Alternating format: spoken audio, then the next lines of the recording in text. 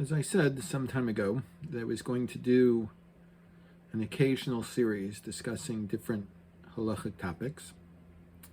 Since abortion is a topic that is running wild in our political discussions today, I thought it would be appropriate to give some halachic background to the breadth of the opinions on this. To cover it thoroughly would take several hours, so I'm just going to touch on several key points. There is a verse in Berashit tes vav, Genesis chapter 9, verse 6, that says, "Shofech dam ha'adam ba'adam, damo yeshpech." The one that spills the blood of man, in man his blood will be spilled. Because in the image of God, man has been made. So the Gemara, when it's discussing the Sheva Mitzvahs B'nei Noach, the Noahide commandments, it says, Mishum Rabbi Yishma'el Amru. In the name of Rabbi Yishma'el, they said, Af ha'ubarim, when the prohibition of murder even includes fetuses. Mai tami de Rabbi Yishma'el. What is the rationale of Rabbi Yishma'el? Dechsiv shofech dam ha'adam ba'adam, damo yeshfech. It says the one that spills the blood man, in man his blood will be said. Ezehu adam shu ba'adam. Which man is found in another man? Which human is found in another human? Havi Omer ze uber שבמעי imo. This is the fetus in its mother's womb. So he's saying that this pasuk is saying, even if the act of murder, the act of killing, is that of abortion, that is a capital crime from this verse, at least to non-Jews. So the Gemara a little bit farther on in Sandrin says, Amar, the master says, Kol mitzvah שנאמרה לבני נוח ונשנית בסיני, ולזה ולזה נאמרה. Any mitzvah that is said before the giving of the Torah and repeated after giving the Torah applies to both non-Jews and to Jews. Adaraba. The reverse, ונשנית בסיני, if it's repeated in Sinai, לישראל נאמרה ולא לבני נוח. It should be taught that it should be prohibited to Jews, but not to non-Jews. Wait, it says idolatry at Mount Sinai. But we know that non-Jews are also prohibited and can be punished for worshiping idols. So you see from here, that something that is taught before Mount Sinai and repeated after Mount Sinai, it's talking to Jews and non-Jews. If it was taught, we were given the prohibition before the revelation of the Torah, the giving of the Ten Commandments in Mount Sinai, and it wasn't repeated after this point, for instance, Gid Hanasha, not eating the sciatic nerve, Nemra, L'Yisrael Nemra v'lo livnei Noach. It only applies to Jews and not to non-Jews. Adaraba, midlo nishnes b'sinai livnei Noach Nemra v'lo L'Yisrael. What are you talking about? If it was said to non-Jews and not to Yisrael, so it should apply to non-Jews, not to Yisrael. Leka miyadam to Yisrael shari l'nachrias. It's not possible, the Gemara says, that something is permitted to an Israelite and prohibited to a non-Jew. That we have an idea of kedusha kala and kedusha chamura, strict sanctity and lesser sanctity. And it's impossible to say that before Mount Sinai we were prohibited to do something, and now afterwards it's permitted to us. So that's an impossibility. Tosfos looks at this and asks a question from Perek Ben Sora Amor. Yatsa Rusho ve'ein nogin bo.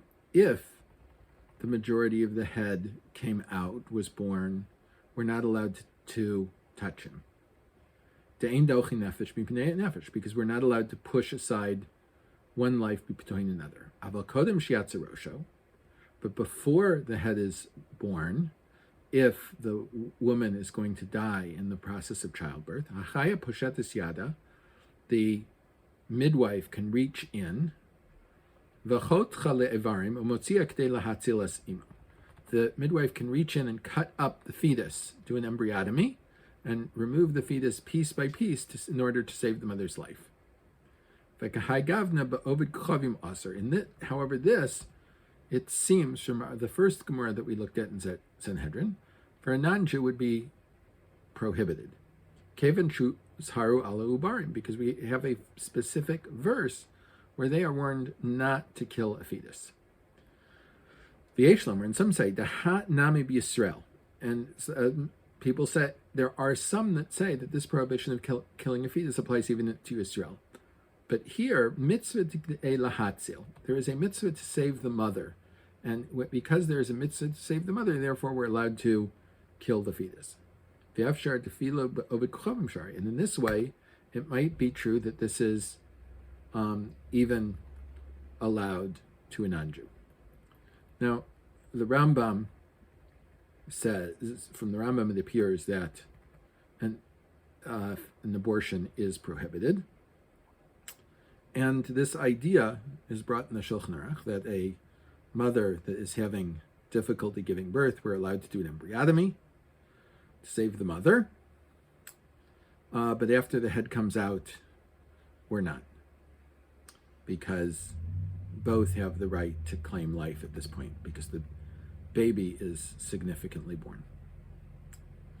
So this view of abortion as if the mother's life is not in danger, prohibited because of the idea of ritzicha, of murder, seems to be the opinion of the Rambam, and Rabbi Feinstein Zitzal felt that way, that in general it's an isser of ritzicha. Only when the fetus is threatening the mother's life was it permitted to do an abortion. Now, the great Baal Pelukta, the great one that argued in our time with Ramesha, was the Tzitz Eliezer, one of my teachers, and he wrote in the 14th Chelek, Siman Kuf, the 100th Tshuva, V'hinei kol mayan yashar b'tov ha'iyun yirev yochach. Anyone who looks clearly, deeply into this, he can prove that ein kol hochachami divrei Tosos shostrim b'shitos gam liYisrael mishum iser ritzicha. It is not clear at all from Tosos that the prohibition of abortion is because of murder. Mash yesh hochacha hu rak zos shemishum leikim miyadam aser gam liYisrael. What is proven is because it's prohibited to a non-Jew, it is therefore also prohibited to a Jew. And more than this, we have found a disagreement among the authorities. Is the Tosos saying there has to be a Torah prohibition? Or perhaps, if something is a Torah prohibition to non-Jews, that the rabbis felt that they had to make it minimally a rabbinic prohibition to Jews. In an earlier tshuva, the Tzitz Eliezer writes about ending pregnancies because of health, because of mamzerus, bastardry, ukvod mishpacha, and the honor of the family. And as he sums up this whole thing, he gives a whole series of conclusions that can be drawn, 17 different conclusions that can be drawn about the issue of abortion, and I'm not going to go over them. I just want to say that he says in the 7th, V'yeshnam gam hasovrim shegam midrabanan ha'isser sheyesh b'zehu kalosh. There are those authorities that say it's a rabbinic prohibition and it's a light rabbinic prohibition. This is not quite the general interpretation of, there are such opinions, but the Halacha, there is the smag, the Sefer Mitzvah Gadol, when in France the Talmud was burned. Rabbeinu Moshe Mikutzi wrote on each one of the 613 mitzvahs, all the halachas derive from it. This is called Sefer Mitzvahs Gadol. And there he says that if something is a Torah prohibition to non-Jews, it has to be a Torah prohibition to Jews, but it doesn't have to be the same Torah prohibition. And the way he comes out with abortion is that the Torah prohibition is bal tashchis, of not being wasteful. So if there is a reasonable reason, it's not to be taken lightly, but if there's a reasonable reason to say we want to abort this fetus, then it would be allowed. There is a case in the Tosfos Arid, late Rishon from Italy, where the Rid is asked about a married woman who had an affair and conceived a child from this affair. And she is now in such a state that if she would have to raise this child, give birth to this child and raise this child, she would commit suicide. And the Tosfos Arid allowed the abortion to take place. So the Tzitzileries are following the Torah's Chesed, the Lubliner Rav, who was the Chasidisha of based in Yerushalayim just over 120 years ago. Paskins that in 9, if there's any danger to the woman at all, we can of course do an abortion. If she has not danger, but she has poor health, we can do an abortion. If the woman is still nursing, he says, there is reason to allow abortion. If a woman has had an affair, right, one can allow the abortion. There is a case that I know about where a woman from a very Orthodox family had a premarital affair and was pregnant. And in that case, because it would ruin her future chances for shidduchim as well as her siblings, the Tzitzilezer did allow an abortion in that case as well. So there is a wide variety, a gamut of opinions on abortion. They're all solidly based in the Gemara and the Rishonim, and they run from Reb Moshe, based on the Rambam, stating that in general abortion is murder, going to the Tzitzilezer that if there is a need, that we are a strong health or emotional need, it's possible to do an abortion. I would like to conclude with a story that when many years ago, when Reb Moshe and the Tzitzilezer first came out with their opinions on Tay-Sachs, Reb Moshe prohibiting it because it's Ritzicha, and the Tzitzilezer allowing an abortion of Tay-Sachs' baby.